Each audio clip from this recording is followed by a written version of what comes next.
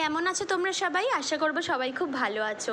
দেখো, কাল ছিল আমার বাড়িতে লোকনাথ বাবার পুজো। আর দেখো, লোকনাথ বাবাকে সাজিয়ে ঠিক এরকম লাগছিল। কাল সকাল সকাল চলে গেছিলাম ফুলের বাজারে নানান রকম ফুলের সামগ্রী কিনে আনতে। তার মধ্যে ছিল জুঁই ফুলের গোড়ে মালা, রজনীগন্ধা স্টিক এবং দু রকমের পদ্ম কিনে এনেছিলাম, একটি গোলাপি আর এবং একটি শ্বেত পদ্ম।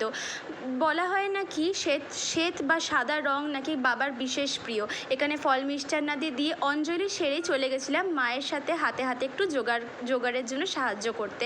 এখানে 3 রকমের ভাজা কেটে রাখা আছে, আমের চাটনির জন্য আম রাখা আছে, কাটুয়া ডাঁটার চচ্চড়ির জন্য কাটুয়া শাক কেটে রাখা আছে, গাজর এবং ক্যাপসিকাম কেটে রাখা আছে পোলাওয়ের জন্য, আর আলুর দমের জন্য আলু কেটে রাখা আছে, এবং কাটুয়া ডাঁটার যে চচ্চড়িটা হবে তার জন্য নানান রকম সবজি কেটে রাখা আছে।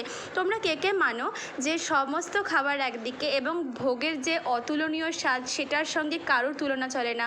ভোগের খিচুড়ির জন্য সব রান্না স্যাক্রিফাইস করা যায়। দেখো, এখানে আমাদের লাবড়া চচ্চড়ি চেপে গেছে, আর এখানে খিচুড়ির মা বসিয়ে দিয়েছে। তার সঙ্গে এখানে গাজর এবং ক্যাপসিকাম কিন্তু রান্না করা হচ্ছে। আর এখানে আমাদের ভোগ ঠাকুরকে নিবেদন করা হয়েছে। জয় বাবা লোকনাথের জয়।